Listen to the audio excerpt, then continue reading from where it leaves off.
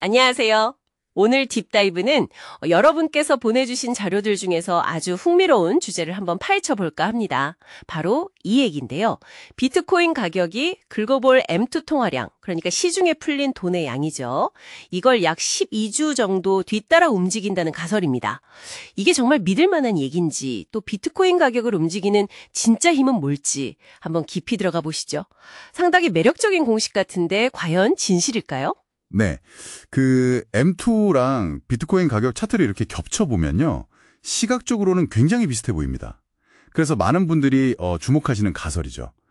오늘 저희 목표는 이 주장의 근거가 과연 탄탄한지, 혹시 통계적인 함정 같은 건 없는지 좀 살펴보고 여러분께서 비트코인 가격 동인을 좀 더 정확하고 균형 잡힌 시각으로 보실 수 있도록 돕는 데 있습니다.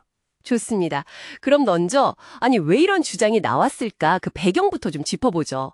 M2가 늘어난다는 건 시중에 돈이 많아진다는 건데 이게 왜 비트코인 가격 상승으로 이어진다고 보는 걸까요? 네. 그 이론적인 근거는 크게 두 가지로 볼 수 있습니다. 하나는 이제 수익률 추구인데요. 시중의 유동성이 막 풍부해지면 투자자들이 더 높은 수익을 찾아서 비트코인 같은 위험 자산으로 눈을 돌린다는 거죠. 아, 돈이 많아지니까 더 위험해도 수익 높은 것으로 간다. 네, 그렇죠. 다른 하나는 인플레이션 해치인데, 그러니까 돈이 많이 풀리면 화폐 가치가 떨어질까 봐 걱정하잖아요. 그렇죠. 내 돈 가치가 떨어지니까. 네, 그래서 이제 가치 저장 수단으로 비트코인을 산다, 이런 논리입니다.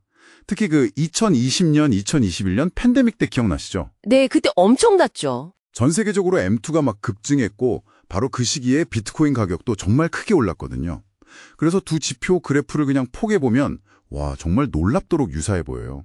상관관대가 0.8 이상이다 이런 분석도 나왔었고요. 여기서 핵심 주장은 M2가 먼저 움직이고 비트코인이 대략 12주 아니면 어떤 분석에선 60일에서 108일 정도 후에 따라온다. 이 시차가 있다는 겁니다.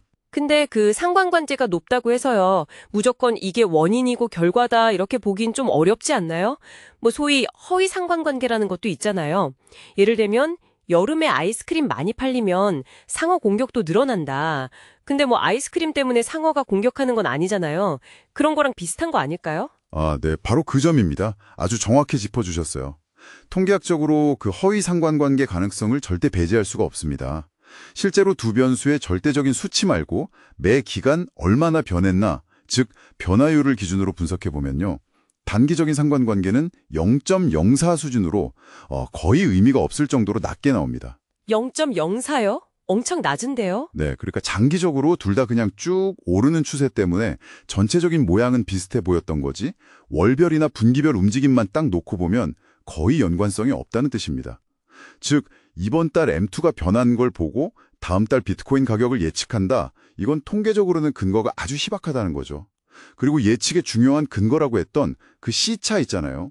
이것도 분석 방법이나 기간을 어떻게 잡느냐에 따라서 결과가 막 들쭉날쭉해요. 그래서 신뢰하기가 좀 어렵습니다. 하하. 그럼 M2는 비트코인 가격이랑은 이제 전혀 상관없다고 봐야 하나요? 그냥 무시해도 되는 지표인가요? 아, 그렇게 딱 잘라 말하기는 또 어렵습니다. 이게 단기 예측력은 떨어지는 게 맞는데요.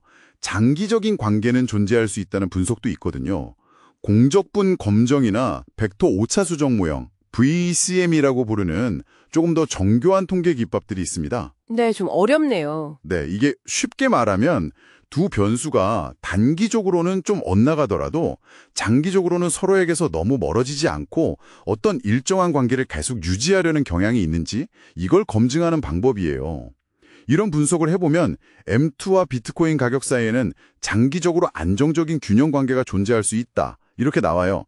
어떤 연구에서는 M2가 1% 증가할 때 비트코인 가격은 장기적으로 봤을 때 약 2.65% 정도 상승하는 경향이 있더라. 이런 결과도 있고요. 아, 그러니까 단기적으로 사고팔 타이밍 잡는 데는 별 도움이 안 되지만 아주 길게 보면 시장의 큰 방향성, 배경을 이해하는 데는 쓸모가 있다. 이런 말씀이시군요. 네, 맞습니다.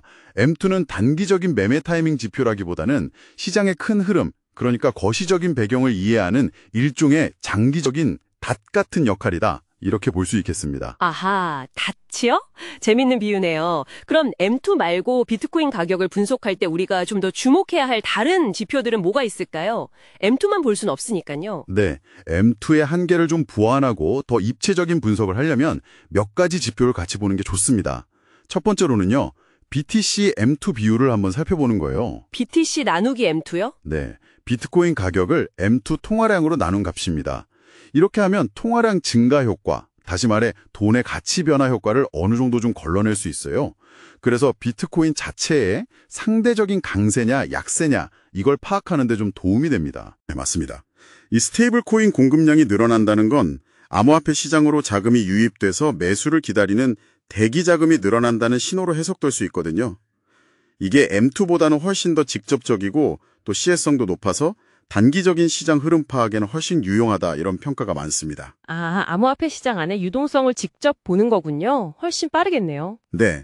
그리고 최근 들어서는 정말 중요해진 변수가 바로 비트코인 현물 ETF로 자금이 얼마나 들어오고 나가느냐 이 흐름입니다. 아, ETF 자금 흐름. 이건 정말 중요하죠. 그렇죠. 기관 투자자들의 자금이 진짜로 들어오고 나가는 걸 보여주니까 시장의 수급 압력을 가장 직접적으로 반영하는 지표 중 하나라고 할 수 있습니다. 여기에다가 비트코인 고유의 이벤트, 예를 들면 반감기 같은 거 있잖아요. 공급량이 줄어드는 거. 이런 요인들도 당연히 함께 고려해야 하고요. 자, 그럼 한번 정리를 해보죠. M2가 12주 선행한다. 이 단순한 믿음만 가지고 단기적인 투자 결정을 내리는 건 위험 부담이 꽤 크다. 하지만 그렇다고 M2가 완전 쓸모없는 건 아니고 비트코인 시장을 둘러싼 거시경제 환경을 보여주는 중요한 장기적인 맥락 지표로서의 의미는 여전히 있다. 이렇게 이해하면 될까요? 네, 정확합니다. 핵심은 이거예요. 여러분께서 시장을 더 깊이 이해하시려면 M2라는 큰 그림, 이 거시적인 배경을 보시면서도 동시에 스테이블 코인 공급량 변화나 ETF 자금 흐름, 또 아까 말씀드린 BTC M2 비율 같은 여러 지표들을 종합적으로 활용하는 이른바 다중지표 접근법이 필요하다는 겁니다.